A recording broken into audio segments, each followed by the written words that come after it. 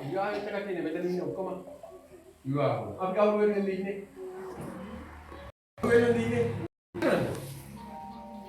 ඈ? නේ නෝ මොනා අදලා හරි දැන් නැගි. කවුරු වෙනද ඉන්නේ? ඈ? හොඳයි. කවුද කිව්වා දරුවෝ වෙනුවෙන්?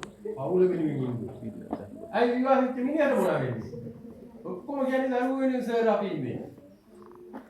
මේක දෙමව්පියනි මතක තියාගන්න පවුල් ආරවුලකට හේතුවක්. හේතුවක් නැද්ද? ඇයි?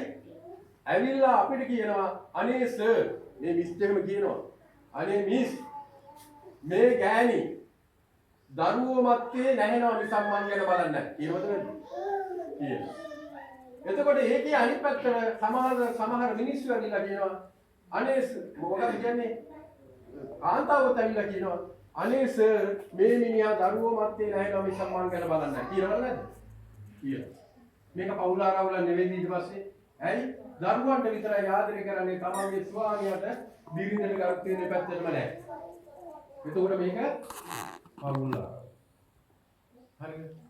දැන් හැමතැනම දේශනවලට කියන යනකොට කියන්නේ දරුවෝ වෙනුවෙන් අපි ඉන්නේ. හොඳ වයසාද. දැන් මේ දරුවෝ සාමාන්‍ය ගෙදරක එපාම කරගෙන කවුද දරුවන්ට කුඩා කාලේ? කවුද? අම්මා. ඇයි? අම්මගේ නිතරම කටේ තියෙන ඍණාත්මක චින්තනය නෙගටිව්. ඒකට හේතුව දරුවෙක් සැලක කරේපා. හැම දෙයක්ම එපා කියනවා මිසක් කවදාවත් අනේ පුතේ කරපන් කියලා කියන්නේ. ඒක නිසා දරුවා දෙමව්පිය කියන්නේ අම්මා කෙනෙක් පොඩි වයි කරනවා. හැබැයි වැඩිම ආදරය කවුද? ඒ ආදරය කරන්නේ අම්මා. ඒකනේ කියන්නේ හරකා නැති ගෙදර රැය වෙනවා නොදෙනේ. කුකුලා නැති ගෙදර එළි වෙනවා නොදෙනේ. බල්ලා නැති ගෙදර හොරු වෙනවා නොදෙනේ. අම්මා නැති ගෙදර අනේ යනවා. මේ කාගේ ගැන කියන්නේ මේ අම්මා කියන චරිතය ගැන කියන්නේ අම්මා නැති ගෙදර අනේ යනවා ආදරය කරනවා. දැන් මේ අවුරුදු 2 3 4 දරුවෝ මේ වගේ කට්ටිය ගෙදර කියලා අද එනවා මේ රැස්වීම. හරිද? රැස්වීමට ඇවිල්ලා දැන් මෙතුමිය ගබාර කියලා එහෙමපත් වෙලා නේද ඊට පස්සේ පොලිසිය දේශනක් දාලා යනවා ගෙදර. ඒ දරුවා එක්කෝ තියලා ඉන්නේ අපිට සේවකලා නැහැ මේ කවුද නේද? සේවිකාවෝ නැහැ නේ ගෙවලට. එක්කෝ ආත්තා ළඟ නැත්තම් සීයා ළඟ නැත්තම් අල්ලපු ගෙදර කාගේ හරි ගෙදරකට තියලා තමයි එන්නේ නේද? මේ වගේ දෙයක්වත් නැහැ නේද? ඊට පස්සේ මොකද කරන්නේ? අර පොඩි එකා බලනා අද ගෙදර කවුරුද? අම්මානේ. අවුවනවා පොඩි එකාට ගෙදර මොන හරි එක්කෝ අඟුරු කෑල්ල පෙස්ටල් කූරක් නැත්තම් මොන හරි දින්ද බෝතලයක් නේද? ඔය පොඩි එකා මොකද දැන් ලංකාවේ මේ පැති වල භාග දික්කේ සිරිතත් දාල මොනවද ගන්නෙ? සහස්පන් ඊට පස්සේ අර බතක් ආටි මකට අරන් නැති කොම